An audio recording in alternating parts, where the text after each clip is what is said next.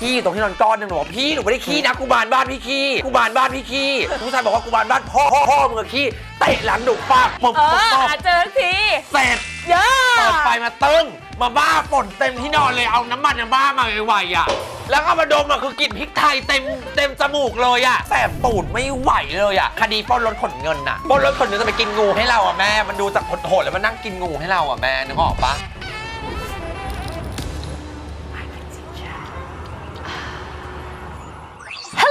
and welcome to I Can Teach อันนี้คือการเปิดอันนี้เหรอเปิดรายการเปิดรายการแบบนี้ยินดีต้อนรับน่ารักสวัสดีค่ะคือวันนี้ดีใจมากที่ได้มาเจอพี่ติช่าเดอะเฟสฉันชอบมากฉันก็ยังมีไตเติ้ลเก่าอยู่นะอันนี้ไม่เกี่ยวกันเดินแบบนะคะไม่เกี่ยวเซ็กส์นะคะรู้เรื่องจะเป็นที่แรกที่แบบว่าประสบการณ์นะเพราะไม่ได้เล่าเรื่องเซ็กมานานมากโอเคตื่นเต้นมากถามเลยตั้งแต่มีฟรีดัมมากล้วยอันแรกที่กินเป็นยังไงได้กินกล้วยหรือยังออกมายังไม่ได้กินกล้วยยังไม่ได้อะไรเลยคือเนี่ยคือมันยังไม่มีเวลาทำแต่งานแต่ในแรกที่เธอเนี่ยทุกคนจะรู้อยู่แล้วว่าเรื่องเซ็กเรื่องอะไรเงี้ยเขาจะช่ำชองมากมันไว้กินกล้วยไม่ได้หรอมันหายากเลยหรอกล้วยหรือมันต้องใช้หายากด้วยความที่เราผมเราสั้นด้วยแล้วแบบเราไม่มีความมั่นใจเกย์จะมาเอาเราก็ไม่ได้เพราะเรามีนมผมสั้นไปหาชายแท้ก็ไม่ได้เธอคิดว่าเธอจะได้กล้วยไม้แรกตอนไหนเธอมีฟีลลิ่งไหมฉันอยากรู้เหมือนกันฉันมีฟีลลิ่งมากเพราะว่าหลังจากที่ฉันเข้าไปอยู่เนี่ยนานแล้วตอนนี้หนูออกมาเนี่ยหนูรู้สึกว่าหนูอยากมีเซ็กที่แบบว่าเราโลภแต่ส่วนมากผู้ชายอ่ะชอบมีอะไรกับหนูแล้วไม่เสร็จหนูจะคำถามตัวเองตลอดว่าไม่สวยหรออีช่วงที่อ้วนๆเนี่ยผู้ชายก็ไม่เสร็จแต่พอช่วงที่เราสวยจึ้งเนี่ยผู้ชายก็ไม่เสร็จหนูไม่รู้แต่พอเขาอยู่ข้างในอ่ะผู้ชายเสร็จทุกคนเลยข้างนอกไม่ค่อยเสร็จนานๆดีผู้ชายจะแบบว่าเอาเราเสร็จทำอะไรอ่ะทำอะไรเธออมเปล่าฉันอมฉันไซนี่เวลาฉันเรียนนะฉันจะเรียนตั้งแต่ดูดปากพอดูดปากฉันจะเริ่มไซหูฉันจะลงมาคอเสร็จแล้วมานมแล้วก็ลงมาข้างล่างฉันเรียนเยเลฟตีนผู้ชายอ่ะ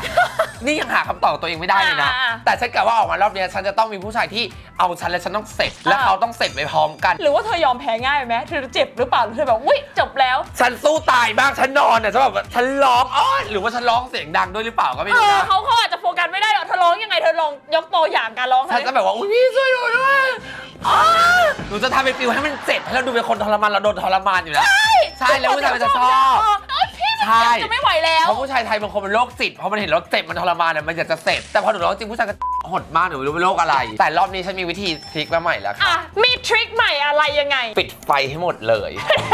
ผู้ชายอาจจะเห็นสรีระเห็นตูดเราลายอะไรอย่างเงี้ยเขาอาจจะไม่เกี่ยวลอกตูดดำๆอย่างผู้ชายมันก็ไม่มีอารมณ์ปิดไฟแล้วเปิดไฟสลัวให้ผู้ชายเห็นว่าอีดาราเนี่ยมันมีความสลัวให้มันดูแบบเซ็กผู้ชายน่าจะเสร็จไวแล้วฉันจะร้องแบบเบาๆฉันจะร้องเป็นเพลงเลยรอบเนี้ยไอ้เลิฟไม่ไรมันมีบางอย่างที่ทำให้ผู้ชายกลัวได้เขาไม่รู้สมมติว่าบางทีเราคิดว่าเราร้องเซ็กซี่แต่เราจะไม่ร้องเซ็กซี่ไงใช่บางทีฉันว่าไม่เกี่ยวตูดลายเอาจริงเคยเจอมาหลายแบบแล้วถ้าเกิดมันจะเอามันจะเสร็จแต่ฉันว่าถ้าเกิดการร้องของเธอจะเขาหนวกหูหรือเปล่าใช่ฉันแบบว่ามีฉันชอบร้องเสียงดังมากหูเริ่มหนวกแล้วเนี่ยจริงฉันร้องช่วยหนูด้วยอะไรอย่างเงี้ยคือบอกว่าพี่หนูเจ็บก็พออุ้ยเจ็บจังเลยดีจังเลยช่วยหนูด้วยอย่างเงี้ยมันได้ฟิลมันคือฟิลของเราไม่ได้ดูหนังโป๊ที่ไหนมาฉันเคยเป็นอย่างนี้ด้วยมีเหตุการณ์หนึ่งคือฉันตอนนั้นอยู่อยุธยาแล้วหนูเป็นคนอย่างนี้พี่ติชาหนูไปหาผู้ชายคนหนึ่งเราโพสต์ลงในกลุ่มที่เขาหาแฟนกันหาอะไรอย่างเงี้ยเราก็บอกว่าเหงาจังใครไปหาได้บ้างอยุธยา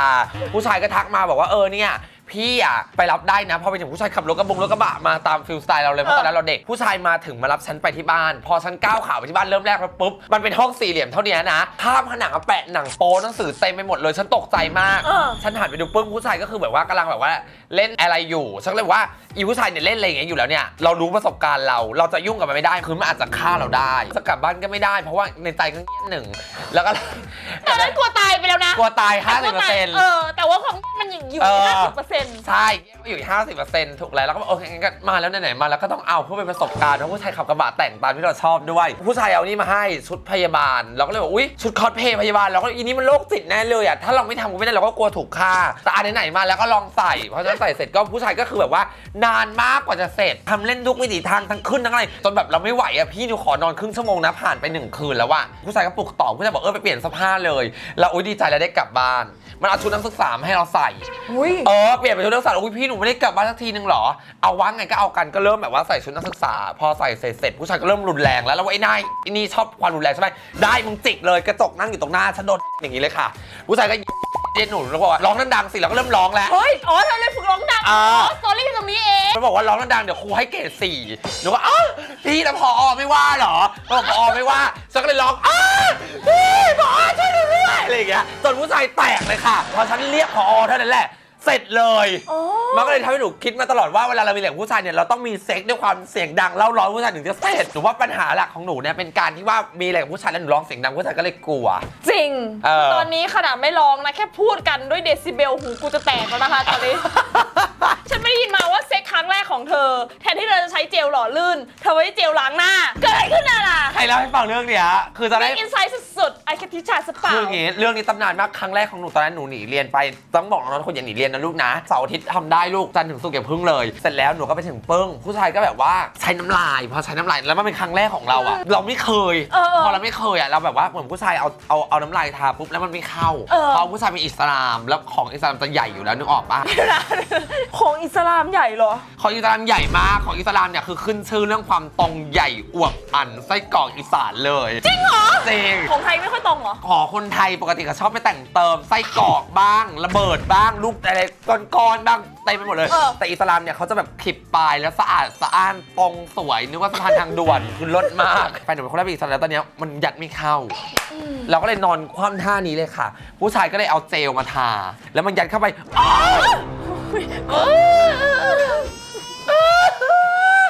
เจ็บมากคือมันเจ็บมากพี่ติชาเดอะเฟสคืออะไรอ่ะพอมันเจลมันลื่นใช่ป่ะแม่มันบึ้ดแล้วก็ไม่ใช่คือจากมันไปไม่ได้มันเทไม่เข้ามันอยู่มันก็รุดเข้าไปมันเข้าไปเจ็บมากจนผู้ชายเสร็จแม่แล้วหนูมีเลือดอะไรหนูก็เลยไปล้างพอล้างเท่านั้นแหละฟองฟอดเต็มขาเลยอีฟองล้างหน้าไม่เท่าไหร่เลิกจากร้านเหล้าได้ผู้ชายที่ร้านเหล้ากันเสร็จแล้วผู้ชายพาไปที่บ้านพอไปถึงที่บ้านปุ๊บก็เริ่มจะอยู่บนเตียงแล้วผู้ชายปิดไฟพอปิดไฟตึ้งเราบอกว่าเธอใส่ถุงยางก่อนเพราะเราต้องรักตัวเองนึกออกปะใช่เราต้องเป็นแบบว่าเซฟผู้ชายก็นี่ค่ะเอาถุงก๊อบแก๊บมาใส่อ่ะแล้วที่มันแก๊บเขาเลยจับแบบแล้วมันไฟมันมืดก็เลยจับถุงก๊อบแก๊บแล้วก็บอกว่าเธอไม่ได้มันเจ็บน่ารักทำไมอยู่เจอคนแบบนี้ในชีวิตทำไมเป็นคนแบบนี้โดนเจออย่างนี้ในชีวิตมาเยอะมากเพราะด้วยความที่เราอยู่ต่างจังหวัดเราจะเจออะไรพีคๆอย่างนี้ตลอดแต่ว่าถุงก๊อบแก๊บเขาคิดยังไงคือเขาคิดว่าหนูก็ไม่รู้เขาคิดยังไงอันนี้หนูสาบานนี่คือเรื่องจริงถุงก๊อบแก๊บไม่ได้แล้วไม่เอาไปหาเจลมาผู้ชายบอกเจลก็ไม่มีเอาไปเอาครีมมาครีมก็ไม่มีสักพักนึงบอกว่าไม่มีก็ไม่ต้องเอามันอยู่ที่ไหนเอาที่บ้านผีสิงเหรองั้นไม่ต้องแล้วไม่มีก็ไม่ต้องเอาก็เลยนอนสักพักนึงหนูก็ได้ยินเสียงก๊อกแก๊กแล้วก็หลับสลึมสลือสักพักนึงผู้ชายก็มีลื่นๆมาปุ๊บทาตรงตูดเราแล้วอุ้ยลื่นจังเลยอ่ะก็เลยมันยัดเข้าไปเลยค่ะปุ๊บเจอทีเสร็จเปิดไฟมาตึ้งมาบ้าป่นเต็มที่นอนเลยเอาน้ำมันบ้ามาไวๆอ่ะเราก็แบบว่าแล้วก็มาดมอ่ะคือกลิ่นพริกไทยเต็มจมูกเลยอ่ะแสบตูดไม่ไหวเลยอ่ะหนูก็เลยว่าไอ้หน้าทำอย่างนี้ได้ยังไงอ่ะถ้าตูดกูเป็นอะไรขึ้นมามึงจะทำยังไงแล้วผิดชอบไหมยังมีอีกนะคะเรื่องนี้ขนลุกมากอันนี้อาจจะแบบฟิลเล่าเรื่องผีนิดนึงทางที่2ของหนูเราไปหาผู้ชายคนหนึ่งผู้ชายคนนี้เขาเป็นรุ่นพี่ที่เรียนจบจากการเรียนมัธยมนานๆแล้วเมื่อตอนเรียนมัธยมเขาชอบแกล้งเราชอบเตะต่อยเราอะไรเงี้ยแบบฟิลน่ารักหยอกๆอะไรเงี้ยแล้วเราก็คือชอบจนวันหนึ่งเนี่ยที่เราเรียนจบเขาไม่เห็นภาพตอนที่เราอะสวยขึ้นพอเราสวยขึ้นเขาได้ทักมาคุยกับเราชอบเราแล้วบอกน้องมาหาพี่หน่อยหนูว่าโอเคได้ก็ไปหาเขาที่บ้านเขาจะเป็นตึกเก่าๆแล้วเขาบอกว่าทำดีๆนะบ้านพี่มีกุมารถ้ารู้จักว่าของกุมารนะมันจะแรงมากเพราะว่าเด็กมันจะซนอะไรอย่างงี้ใช่ไหมเราก็เลยบอกโอเคได้งั้นไปถึงผู้ชายเราก็อาบน้ำอะไรกับผู้ชายเสร็จแล้วปึ้งปิดไฟอะไรเสร็จผู้ชายเท่านั้นแหละเริ่มเอากับเราเอาปุ๊บแล้วก็บอกอุ้ยถุงยางมันเจ็บพี่หยุดก่อนน้ำหนึ่งก็เลยให้ผู้ชายดึงถุงยางออกแล้วก็เปลี่ยนถุงยางใหม่แล้วใส่น้ำลายเพิ่มผู้ชายก็กระแทกต่อจนเสร็จเปิดไฟมาขี้ตรงที่นอนก้อนนึงหนูบอกพี่หนูไม่ได้ขี้นะกูบานบ้านพี่ขี้ผู้ชายบอกว่ากูบานบ้านพ่อมึงขี้เตะหลังหนูปักเพราะตอนแรกหนูคิดว่าหนูไม่ได้ขี้จริงก้อนมันใหญ่มากอ่ะหนูไม่คิดว่าตัวเองมันจะขี้บนที่นอนมันได้ก้อนขนาดนี้พี่หนูไม่ได้ขี้นะกูบานบ้านพี่อะขี้ทำไมอ่ะกูไม่คิดว่ากูวานขี้เหมือนกันนะสวัสดิ์ที่มันดึงถุงยางออกอันแรกอ่ะขี้น่าจะหลุดตอนนั้นแหละแต่ต้องบอกก่อนว่ากระเทยไม่ได้เหมือนกันทุกคนนะเรื่องขี้เรื่องอะไร Fun fact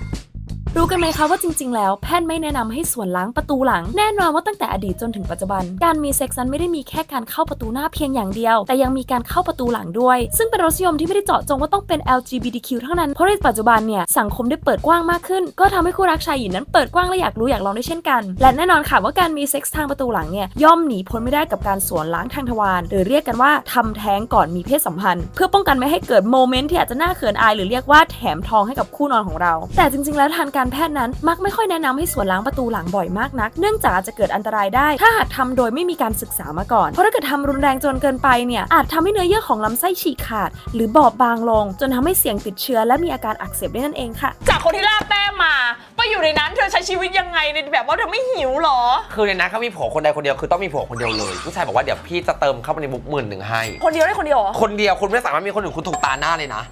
เป็นการในนั้นไม่ได้เลยและด้วยความที่ผมจะรักเดียวใจเดียวด้วยก็คือแบบว่ามันเป็นที่แคบๆที่หนึ่งอะเนอะผู้ชายก็บอกว่าจะเติมมาให้หนู10,000เข้าไป2 วันมีแหละเขาเลยสรุปผู้ชายให้ลองกองมาแค่โลเดียว140เราไม่โกรธเขาหรอไม่โกรธเพราะผู้ชายจะเลี้ยงไม่รายเดือนเดี๋ยวก็เฉลี่ยรายเดือนให้เดือนละ 2,000อาทิตย์หนึ่งรอบไป3 วันเดือนหนึ่ง15 วันหารเฉลี่ยแล้วได้วันละประมาณ25 บาทต่อวันดูรักเขามันมีความเสน่ห์ของมันอะเสน่ห์ของมันจาก25 บาทต่อครั้งอะนะนางเป็นคนที่แบบว่าเทคแคร์เราดีแล้วก็กินงูเราได้น่ารักว่าต้องแค่มาจีออนไลฟ์คือแบบว่าเจออะไรที่มัน crazy มากๆผู้ชายแท้กินงูเก่งไหมคดีปล้นรถขนเงินน่ะปล้นรถขนเงินจะไปกินงูให้เราอ่ะแม่มันดูจากโหดๆแล้วมันนั่งกินงูให้เราอ่ะแม่นึกออกปะผู้ชายกินงูเป็นยังไงเขากินเป็นเขาเคยกินก่อนอันนี้ปะเขาไม่เคยจะกินหรอกแต่ว่าพอเขากินเขาก็กล้าเก่งๆก็แบบแป๊บเดียวเราก็เสร็จแล้วนึกออกปะผู้ชายข้างนอกที่ผ่านมาในการกินงูผู้ชายจะเก่งมากเพราะสมัยนี้ผู้ชายเขาจะไปฟีลแบบร้อนเงินเยอะพอร้อนเงินเนี่ยผู้ชายสามารถทำได้ทุกอย่างจากที่หายไปนานพี่ครับทำอะไรอยู่เนี่ยผู้ชายร้อนเงินแล้วผมหิวข้าวจังเราบอกเข้ามาหาสิทำอะไรได้บ้างผู้ชายบอกพี่อยากให้ผมทำอะไรแล้วก็บอกเลยกินงูได้ถ้ากินได้ก็กินไม่ได้ก็ไม่กินคือเราคิดว่าเราเสียเงินแล้วเราต้องมีความสุขสิไม่ใช่ว่าเราเสียเงินแล้วต้องมานั่งเจ็บตัวเจ็บทรมานอย่างเงี้ยเราไม่เอาแต่ว่าหนูจะบอกตลอดว่าถ้าเรามีแฟนจริงๆจังๆเราจะไม่ให้กินงูจะไม่ให้กินอะไรเลยโอเคมันจะเป็นอีกวัยนึงแล้วมันต้องกินนานไหมเช็ครู้กินไม่ต้องนานมันกินแค่แอปพอกินแค่เป็นพิธีพอไม่ต้องเสร็จไม่ต้องอะไรในกรณีที่เราจ่ายเงินให้เขาแล้วเขากินเราต้องกินกลับแม่หรือมันไม่จำเป็นแล้วแต่เราเพราะเราเป็นคนที่เสนอเงินแล้วแต่ถ้าเราให้ผู้ชายกินฟรีอย่างเงี้ยแบบผู้ชายนัดกันฟรีๆกับผู้ชายไม่กินแน่นอนตอนนี้เปิดใจไหมคะถ้าเกิดคนอยากกินตอนนี้เปิดใจเพราะว่าเราไม่อยากมีแฟนหนูบอกตัวเองว่าหนูไม่ขอมีแฟนแล้วตอนหนูขอเป็นฟิลที่แบบว่าขอแบบเข้ามาในชีวิตซื้อกินธรรมดาปกติแค่นั้นพองั้นจะขอถามหน่อยเป็นเรื่องความรักเลยยูเคยหลอกเรื่องความรักยังไงบ้างนะคะหนูเป็นคนไม่เคยมีแฟนและหนูมามีแฟนตอนที่หนูสวยขึ้นมันจะมีช่วงนึงที่เราอ้วนมากแล้วมาสวยขึ้นชอบที่เขารู้โมเมนต์ของเขาเนี่ยตอนที่หนูสวยวันนั้นเรารักเขามากเราให้เขาทุกอย่างสักยันเดินสยามจ่ายไปให้แบบว่าทุกอย่างเลี้ยงดูอย่างดีครอบครัวรอบข้างเขาดีหมดตามที่เราชอบแล้ววันหนึ่งหนูต้องเข้าไปอยู่ข้างในแล้วหนูเป็นฟิลที่แบบว่าเราฝากของทุกสิ่งทุกอย่างว่าไม่ว่าจะเป็นแหวนไม่ว่าจะเป็นทองเงินทุกสิ่งทุกอย่างแล้ววันหนึ่งเขาไปเยี่ยมเราที่หน้าเรือนจำเราก็เห็นว่าทำไมสักยันเต็มตัวเลยวะตอนนั้นเราคิดว่าแฟนมีเมียใหม่แต่เราก็คิดตลอดว่าถ้ามีเมียใหม่ก็มีเพราะว่าไม่ได้ซีเรียสเพราะว่าเราอยากให้เขามีคนเลี้ยงเขาอยู่แล้วเหมือนตามที่เราเคยเลี้ยงเขาแต่ไปมาเติ้มเพื่อนก็บอกว่าเขาเอาของไปขายหมดแล้วนะของแบรนด์เนมที่เราฝากไว้เงินทองเอาไปขายหมดเลยแล้วก็หายไปจากชีวิตเราเลยไอ้น่าเสร็จแล้วเนี่ยหนูก็เลยแบบว่าเสียใจก็เลยคิดว่าไม่เอาอีกแล้วความรักไม่เอาไปฝากกับเขาอะก็เราไว้ใจเขาไงเราคิดว่าเขาเป็นผัวเราคนเราอยู่ด้วยกันมันเป็นปีๆเราแล้วเรารักเขาเราไว้ใจเขาแม่เราจะบอกเอามาฝากที่แม่มันแล้วบอกแม่ไม่ต้องฝากไว้ที่ผัวดีกว่าสุดไปหมดเลยต่ำค่าดาวจริงไม่รู้เราคอมเมนต์ดูแล้วว่าถ้าเกิดคุณต้องไปที่ไหนสักที่แล้วคุณต้องฝากของคุณจะฝากกับใครกับผัวที่คุณเลี้ยงหรือไปฝากกับพ่อกับแม่ไม่ต้องนาราเคยขายตัวจริงหรือเปล่าจริงนะคือเซ็กเวิร์กเกอร์ช่วงนั้นตอนเราเป็นฟิลที่แบบว่าหนูติดงานติดเงินเขาอะไรอย่างเงี้ยแล้วเราช่วงสมัยนั้นหนูจะบอกกันเลยว่าเราเป็นความที่เราอยากมีกล้องอยากมีอะไรตามคนอื่นเขาตลอดแต่พอตอนเนี้ยเราแบบจะทำยังไงดีเพราะเราก็ต้องเล่นแชร์พอเล่นแชร์แล้วก็เป็นหนี้อยู่แล้วทำนมมาเป็นหนี้แต่ตอนนี้เราจะหาหนี้พี่เนี่ยไปใช้เพราะทุกครั้งที่หนูเป็นหนี้เนี่ยหนูจะมีความรับผิดชอบหาเงินมาใช้เขาตลอดงั้นต้องขายตัวแล้วเราก็เริ่มขายในราคา800 บาทโอ้ my god อันนี้อยากรู้จริงๆโมเมนต์การขายตัวมันต้องเซ็ตราคาตัวเองหรือไปขายที่ไหนยังไงคือเราเซ็ตราคาตัวเองด้วยความที่ตอนนั้นเราคิดว่าเราเป็นสาวประเภท2ด้วยแล้วก็โพสต์ขายในกลุ่มมาแหละแบบว่าน้องนารานะคะแบบว่าจีบได้เหงาอะไรอย่างเงี้ย800 บาท1น้ำอะไรเงี้ยมันต้องบอกน้ำด้วยใช่ไหมใช่แค่อยากรู้ใช่ไหมใช่ต้องบอก1น้ำกำหนดไว้เพราะว่าอีพวกนี้มันฉลาดมันเสร็จแล้วไม่ยอมบอกบางทีโรงแรมตาชวันเปิดได้3 ชั่วโมงมันคิดว่าเนี่ยบุฟเฟ่ต์ได้เลย3 ชั่วโมงต้องบอกว่า1น้ำแล้วก็บอกว่า1 น้ำได้800คือเสร็จแล้วคือจบหนูไปครั้งแรกผู้ชายบอกให้พาไปนอนบ้านเดี๋ยวให้1,600 1,600เพราะว่า1น้ำแล้วก็นอนด้วยได้1,600แล้วเงิน1,600สำหรับเยอะตอนนั้นมีอะไรเสร็จไปส่งที่หน้าบ้านแล้วพี่ของเงินเนี่ยครับผู้ชายให้100บอกยืนก่อนเดี๋ยวพี่ไปกดเงินก่อนรอตรงนั้น3 ชั่วโมงผู้ชายไม่มาเลยสรุปวันงานแรกได้100 เดียวงานแรกได้100 เดียวค่ะฉันไม่ต้องพูดอะไรกับดาราแล้วทำไมชีวิตนี้ต้องมาเจอคนได้หลังจากที่ได้100มีความไม่ชอบการทำงานแบบนี้ไหมหรือว่าทำยังไงให้ไม่ถือว่าเป็นประสบการณ์ครั้งที่2เนี่ยฉันต้องเก็บเงินลูกค้ามาก่อนฉันอยู่ที่หน้าคุณแล้วแต่คุณจ่ายฉันมัน800 บาทคุณจะทำอะไรก็ฉันก็ทำเลยก็ได้เรียนรู้ประสบการณ์ไงว่าเราต้องจ่ายเงินก่อนถ้าเราไม่โดนครั้งนี้เราก็อาจจะโดนครั้งต่อไปก็ได้ก็แปลว่าครั้งแรกเป็นการเรียนรู้เป็นการเรียนรู้ไปมันต้องขายบ่อยแค่ไหนวันละหรือว่าแบบในเดือนนึงมันได้เท่าไหร่กันก็ตามยอดนี้ที่ต้องใช้เงินเขารายวันนั้นแหละสมมติวันนึงขายต้องใช้เขา2,400ก็ต้องขาย3 น้ำแต่มีวันนั้นหนูต้องใช้เขา5,000แล้วหนูขายทีพี่4 น้ำแล้วผู้ชายแต่ละคนไม่ถูกสเปคเราเลยมีผู้ชายคนนึงเขาจะมีรูปร่างที่อวบน่ารักนิดนึงเขาเป็นแบบเปิดร้านตีไก่แล้วเข้ามากลิ่นขี้ไก่แรงมากแล้วแบบว่าพี่ไปอาบน้ำก่อนได้ไหมคะอะไรอย่างเงี้ยแต่เราก็ต้องทนเพราะว่าการที่เราเป็นเซ็กเวิร์กเกอร์เนี่ยเราไม่สามารถเลือกลูกค้าได้ผู้ชายมีอะไรเสร็จเท่านั้นแหละผู้ชายก็นอนหนูก็นอนปึ้งผู้ชายก็ค่อมหนูงี้ปึ้งหนูหันข้างพี่กลิ่นจมูกตรงกับจักรแหล่เขียวมากเหม็นเขียวมากเป็นวันสุดท้ายที่หนูจะขายตัวเพราะอีกคนนี้เลยวันนั้นเราโดนมาทั้งวันแล้วอายุ60รุ่นพ่อก็มีปู่ก็มีแต่วันนั้นที่ด้วยความสุดท้ายจริงๆหนูไม่ไหวเราไม่ไหวมันไม่ใช่ทางเราก็เลยเลิกขายตัวตอนโมเมนต์ขายเราสามารถเลือกได้ไหมว่าต้องใช้ถุงยางต้องทำอะไรยังไงมันมีคือถุงยางต้องมีอยู่แล้วการขายตัวมันคือความเสี่ยงเราต้องใส่ถุงยางอยู่แล้วค่ะเตรียมถุงยางไปเตรียมเจลหล่อลื่นไป5256ตามสไตล์ผู้ชายชอบขอสดให้เงินเพราะหนูไม่เคยให้การให้บริการแบบนี้ยูต้องจูบต้องทำอะไรเพิ่มเติมไหมหรือว่ามันไปแล้วมันแค่ยัดเลยหรือมันเป็นฟีลแบบต้องแบบเลิกกันยังไงต้องสร้างฟีลเขาก่อนเหมือนฟีลแฟนเพราะว่าใช่เราต้องทำเหมือนให้เขามีความสุขมันคืออาชีพหนึ่งนะว่าเราต้องทำให้เขาแบบมีความสุขต่อให้เขาหน้าไม่หล่อเหมือนย่นเหมือนคุณปู่เราเราก็ต้องบิ้วเหมือนเขาเป็นเด็กอายุ18ป้ามันเงี้ยวอะไรอย่างเงี้ยหอมแก้มใส่คอหอมทีนึงแก้มไปย่นติดเหมือนกันอะไรเงี้ยเราก็ต้องทำพี่เราก็เริ่มใส่คอให้เขามีความสุขให้เขามีอารมณ์ร่วมกับเราแล้วมันก็จะเสร็จไวแล้วก็จะเสร็จเป็นงานเลยยูว่ายูอยากได้ความรักแบบไหนมากที่สุดตอนนี้ถ้าเกิดแบบบอกว่าไม่หาความรักคือแบบในช่วงนี้หรือว่าในอนาคตยังมีความเชื่อไหมเชื่อนะคือด้วยความที่เราทำงานหนักด้วยเราก็อยากจะมีผัวมีผู้ชายเป็นธรรมดานอนกอดอยู่แล้วตอนนี้ถ้าอยากจะมีผัวจริงจะขอเป็นผัวที่ไม่ให้เงินเขาละขอเป็นผัวที่แบบแก่ใกล้ตายมีที่ดินติดกรุงเทพอย่างเงี้ยล้อเล่นขอแก่แต่หล่อดัดดี้นึกออกปะขอ2 สเปคเข้ามาได้เลยแต่ไม่เจ้าชู้เป็นนักธุรกิจแต่อีกแบบนึงก็ขอเป็นฟิลเพื่อนที่แบบไม่เปิดตัวโอเคทำไมไม่เปิดตัวอยากรู้ทำไมคนไทยมาอยู่กันเยอะในซิจูเอชั่นชิพที่ไม่เปิดตัวทำไมเนี่ยสมัยเนี้ยชะนีก็แรงกระเทยก็แรงการนอกใจสมัยนี้ก็แรงเหมือนกันรบกวนดูการโดนนอกใจมากเป็นแฟนกันเป็นฟิลเพื่อนก็ได้แต่ว่าไม่ต้องผูกมัดหมายความว่าคุณไม่ต้องนอกใจฉันแต่ว่ามีอะไรก็คือคุยกันเป็นฟิลแบบเพื่อนกันก็มองหน้ากันติดอะไรอย่างเงี้ยอยู่ด้วยกันนอนใช้ชีวิตด้วยกันกลับมาฉันทำงานเหนื่อยได้เจอคุณอะไรเงี้ยใช้เงินด้วยกันโอเคมีความสุขและความรักที่ดีที่สุดที่ยูเคยได้รับมาความที่เขาเข้าใจเราทุกครั้งก็จะถามถึงตลอดว่าเธอเข้าใจไหมที่ฉันเป็นแบบนี้เธอเข้าใจไหมที่ฉันอยากมีแบบนี้อยากจะมีความสุขเขาเลยมอบความสุขทุกอย่างให้เราในแบบที่เราอยากจะมีชอบกินแบบไหนชอบไปไหนชอบอยู่ที่ไหนอะไรยังไงนางจะพาให้เราไปแบบเพื่อจะได้มีความสุขเพราะการที่เราคบแล้วเนี่ยการมีความสุขคือสำคัญที่สุดเพราะความสุขจะอยู่กับเราแค่แป๊บเดียวแต่ความทุกข์แม่งอยู่กับเราโคตรนานเลยทุกครั้งที่วันไหนมันมีโอกาสที่ทำให้เรามีความสุขหนูจะคว้าไว้และแฟนหนูจะคว้าไว้ทำให้หนูมีความสุขและยิ้มตลอดเวลาเพราะทุกครั้งที่ผ่านมาเราเจอดราม่าเราเจออะไรทุกสิ่งอย่างเรานอนเครียดเป็นวัน2 วันว่าจะแก้ไขตรงนั้นยังไงแต่พอวันนึงมันจะมีความสุขแล้วว่าแฟนหนูจะเต็มที่กับความสุขนั้นหนูมากก็เลยทำให้หนูยิ้มได้ในแต่ละสถานการณ์แต่เรื่องมันก็เยอะไงนึกออกปะไม่ใช่ว่าเรื่องดีเหมือนกัน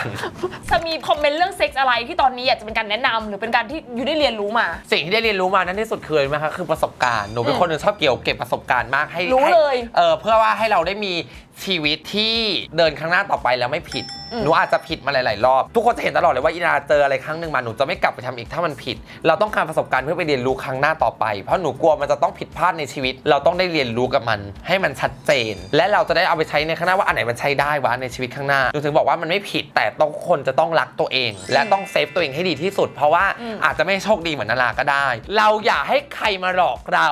าอย่าให้ใครมาทำร้ายจิตใจเราต้องมีความสุขในแบบที่เราอยากมีตอนนี้เราออกมาแล้วเรามีแบบ mindset เป็นมุมมองไงบ้างที่ผ่านมาเนี่ยคือความผิดพลาดของหนูทั้งหมดในชีวิตมันเลยทำให้หนูไปอยู่จุดที่หนูไม่อยากอยู่การใช้ชีวิตประมาทเนี่ยจะทำให้ชีวิตเราพังได้วันหนึ่งไม่แปลกถ้าคุณได้จับเงินล้านแล้วคุณมีความสุขวันหนึ่งไม่แปลกถ้าคุณมีเงิน20 ล้าน30 ล้านทุกคนมีได้หมดมันขึ้นอยู่ที่ตัวเราพอเรามีแล้วเราควรใช้ชีวิตแบบไม่ต้องอวดโอ้ให้ใครรู้ก็ได้บางทีทุกคนรู้ว่าเรามีเนี่ยเราอาจจะไม่มีความสุขบางครั้งที่เรามีแล้วเราเก็บไว้ในใจอยู่กับแค่ครอบครัวของเราเนี่ยมันทำให้เรามีความสุขมากกว่าทุกอย่างมันจะเข้ามาหาเราเองในวันที่เราพร้อมไม่ต้องไปทะเยอทะยานแบบนาราสุดท้ายชีวิตเราจะไม่มีความสุขเลยแต่ถ้าเราค่อยๆมีค่อยๆเก็บค่อยๆเป็นค่อยๆที่จะได้มันมาเนี่ยเราจะมีชีวิตโคตรมีความสุขเลยโดยที่ไม่ต้องกลัวว่ามันจะพังตอนไหนเลยเพราะมันจะไม่พังเท่าที่ฟังมาเหมือนกับยูโฟกัสเรื่องความสุขแล้วอะแต่ก่อนมันมีความอยากได้เป็นสิ่งของเป็นนู่นเป็นนี่แต่ตอนนี้มันมองเป็นว่าเป็นความสุขของชีวิตความเติมเต็มของชีวิต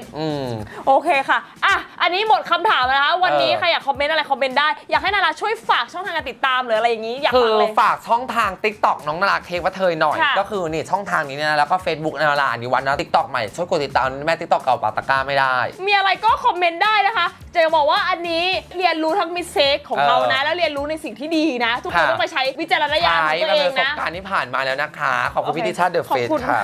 ฝากกดไลค์กดแชร์ subscribe ด้วยนะคะเป็นกำลังใจให้ช่องเราต่อไปนะคะ thank you love you so much ฝากแชร์ด้วยนะคะแชร์เยอะๆเลยนะอันนี้ EP นี้แชร์เยอะเลยค่ะบ๊ายบายสาวๆเคยเป็นไหมคะตอนเป็นประจำเดือนแล้วใส่ผ้าอนามัยเนี่ยรู้สึกเปียกแฉะเลอะอับไม่สบายตัวสุดๆเลยค่ะใช่อีกทางเลือกนึงมาแนะนำนะคะนี่คือถ้วยอนามัย Flow Days ค่ะเป็นถ้วยที่ทำมาจากซิลิโคนทางการแพทย์ 100% นะคะจะเป็นการพับไปอย่างนี้ใส่เข้าไปในช่องคลอดนะคะแล้วมันก็จะเปิดเป็นการรองรับเลือดค่ะไม่ต้องห่วงเลยนะคะว่าเจ็บเพราะว่าซิลิโคนเนี่ยเป็นซิลิโคนนิ่มค่ะพอใช้เสร็จแล้วนะคะเราก็ดึงออกมาเทเลือดทิ้งนะคะแล้วก็ทำความสะอาดค่ะข้อดีของตัว Flow Days นะคะก็คือเป็น reusable ค่ะนำกลับมาใช้ใหม่ได้นะคะเพราะฉะนั้นเนี่ยประหยัดทั้งเงินประหยัดทั้งเวลาแถมยังลดขยะไปได้เยอะมากเลยค่ะและที่สำคัญนะคะไม่มีกลิ่นเลยค่ะเพราะว่าเลือดเนี่ยไม่ได้สัมผัสกับอากาศหรือว่าแบคทีเรียนะคะทำให้คุณเนี่ยมั่นใจได้ตลอดทั้งวันค่ะไม่ว่าคุณจะไปว่ายน้ำเล่นเต้นโยคะอะไรก็แล้วแต่นะคะใช้ชีวิตแบบอิสระแล้วก็มั่นใจกับถ้วยหน่วย Flow Days ค่ะสามารถติดตามโซเชียลมีเดียของเราได้นะคะทาง Instagram แล้วก็ TikTok นะคะ Flow Days แล้วก็ Line นะคะ @Flow Days เว็บไซต์ค่ะ myflowdays.com Flow Days live with confidence เคยใช้เงินเยอะมากครั้งหนึ่งเพราะความบ้าผู้ชายหนูไปโรงแรมชื่อว่าโรงแรมปันนาราชื่อเดียวกับกูเลยอ่ะหนูไปถึงหน้าโรงแรมผู้ชายฮาร์เลย์เต็มเลย7คนระดับเสียทั้งนั้นเลยอ่ะเราก็เลยบอกว่าสวัสดีค่ะดิฉันเจ้าของโรงแรมปันนาราต้องการอะไรดีคะหนูก็เซิร์ชใน Google แล้วก็บอกอ๋อโรงแรมนี้ค่ะเราสร้างมาตั้งนานแล้วแล้วก็มีกำไรตลอดเลยไงอวดรวยอวดอะไรแล้วสรุปผู้ชายเอาจริงๆค่ะเพราะผู้ชายต้องการหวังว่าเป็นเมียเจ้าของโรงแรมผู้ชายก็หนูค่ะนู่นนี่นั่นเท่านั้นแหละผู้ชายบอกกลับแล้วนะกลับเลยตึ้งค่ะค่าห้อง 70,000 กว่าบาทกินนาจ่ายเพราะผู้ชายบอกว่าเจ้าของโรงแรมบอกจะจ่ายให้ซึ่งหนูจ่ายทั้งหมด 70,000 กว่าบาทผู้ชายทั้งหมดเลยที่เขาเปิดห้องไว้ยังไม่ได้จ่ายเงินเพราะหนูไม่บอกว่าเดี๋ยวพี่จ่ายเงินให้นะไม่ต้องไอ้นี่เลยหนูหมายถึงคนเดียวใช่ไหมหมายถึงห้องเดียวเพราะห้องเดียวมัน500 กว่าบาทและเปิด30ห้องฮาร์เลย์100 กว่าคันนะทั้งหมด 70,000 กว่าบาทที่หนูจ่ายไปอะดูถึงบอกแล้วเนี่ยอย่าไปอวดรวยอย่าไปอวดโอ้ถ้ามันไม่ใช่ของเราอะ